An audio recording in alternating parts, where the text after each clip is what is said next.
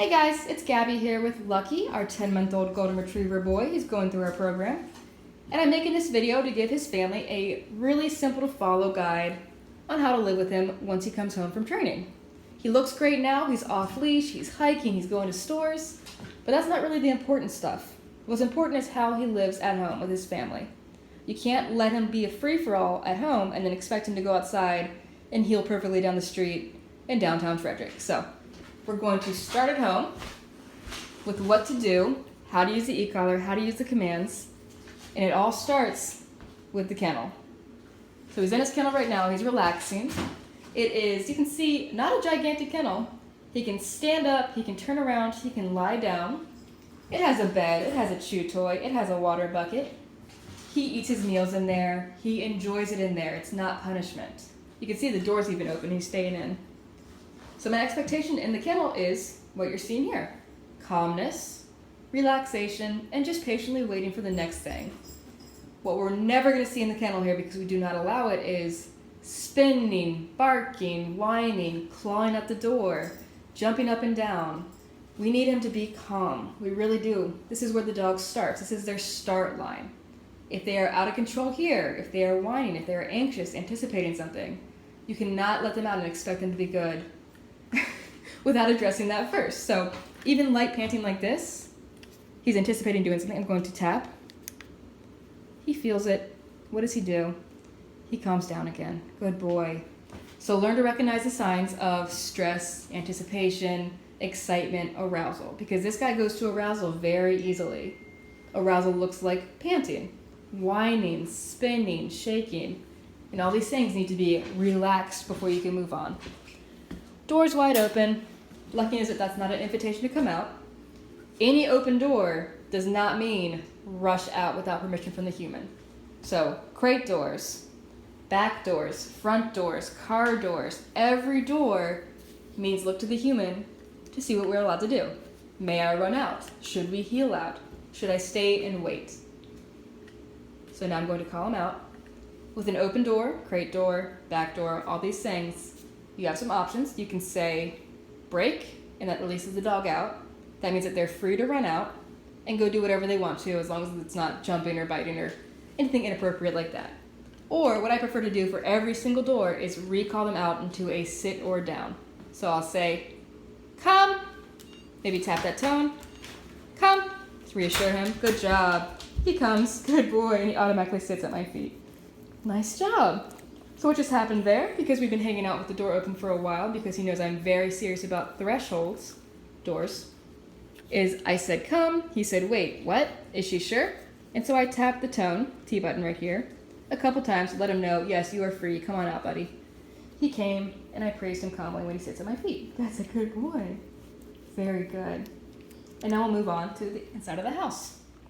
So from that stationary position, from that sit, I can tell him, Luck, heel. Nice job. So I say his name to get his attention, and then I give the command. I don't ever say Lucky heel, Lucky down, Lucky sit. Lucky, he looks at me, good boy, heel.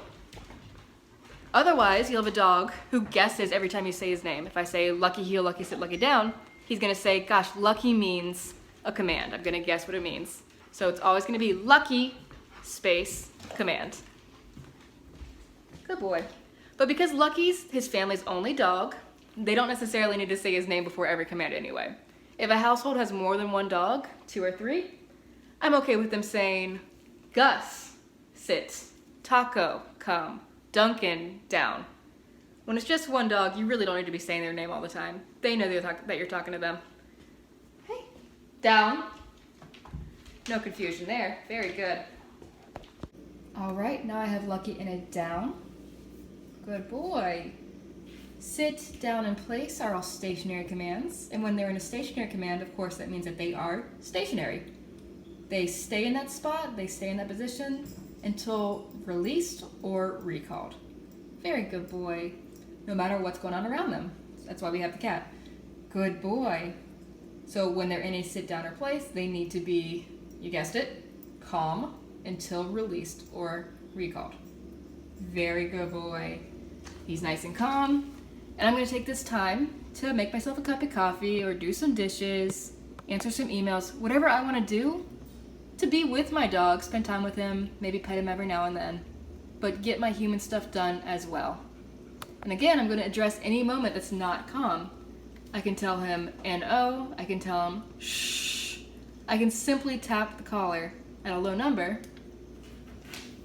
I just tapped right there, and that gave me a dog who is trying even harder to relax. Good boy. Lucky has a tendency to go to a very hyper-aroused place very quickly. He's impulsive. He is, I guess the word could be hyperactive. He needs to be told, it's not time to be crazy right now, relax. He does still get time to play. He does still get time to be a silly boy, but he does need, in the house, to be calm. Good boy. So I'm going to do some dishes.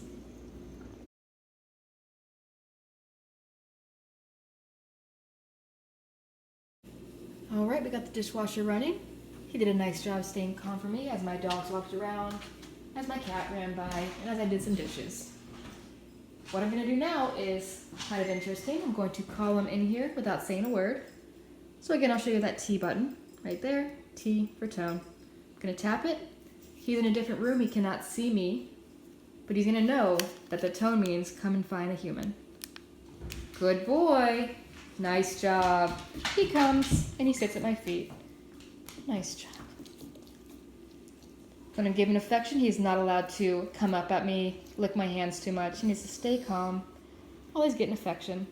And to help him with that, I'm going to give affection calmly as well. Good boy. Very good. All right, so from here I can tell him another really cool thing. P-L-A-C-E. I'm going to point to it and say, Lucky, place. Good boy. And he knows, because we've had it so many times, to go there and lie down and relax immediately. Very good boy. Nice job. Duncan, hey. So I can go over and give affection to my other animals. Good job. Without him getting jealous or trying to dominate the other dogs or kind of take over the situation. He's a really pushy guy. He's really impulsive, but he's a super, super sweet guy. Not a mean bone in his body. Lucky. Break! Good boy! Yay! Go get it! Go! I let him know when it's appropriate to be a crazy boy and when he needs to be calm. Go get it. Go. Go. Good boy. Go get it. So we're not trying to make dogs into robots. We're trying to make dogs easy to live with, because right now, at home, before he came to training, Lucky was not enjoyable to live with, and his family, his little boy, which breaks my heart, didn't enjoy him, did not love him. He was hard to be around. Break! Go get it! Go get it! And now he's still the same crazy boy. Hey, baby. But now they can enjoy him because he can be calm. And he's still young, he's still learning. The more that they practice this at home, the more consistent they are with the training that we give them, the tools that we give them. Break! The easier it's going to be. It's not going to be a lifetime of carefully managing every interaction. Every time you pet him, you need to be super calm and quiet. It's going to become easier the more work they put in this first few weeks, in these first few months. He's a really young guy, so by the time he's 2 years old, I mean, he's just going to be amazing. Go get it. Go get it. Break. Break. Look at that guy. I mean, how can't you love him? Good boy. You silly boy. And when playtime's over, maybe somebody's at the door knocking, we can tell him, place. And we have these tools, we have these commands to manage him safely. Good boy. Nice job. And of course, with every command, it really boils down to give the command. So ask for the behavior, wait for the behavior. If he's not going there immediately, just tap on the e-collar. It's simple. It's not punishment. Well, higher levels can be punishment. But at this level, you know, it just is a tap on the shoulder that says you need to follow through when you're given a command. And you need to stay calm. Good boy. So something I think that helps people remember kind of the pattern of when to use the e-collar is A, B, C. Ask, behavior, consequence. Ask the command.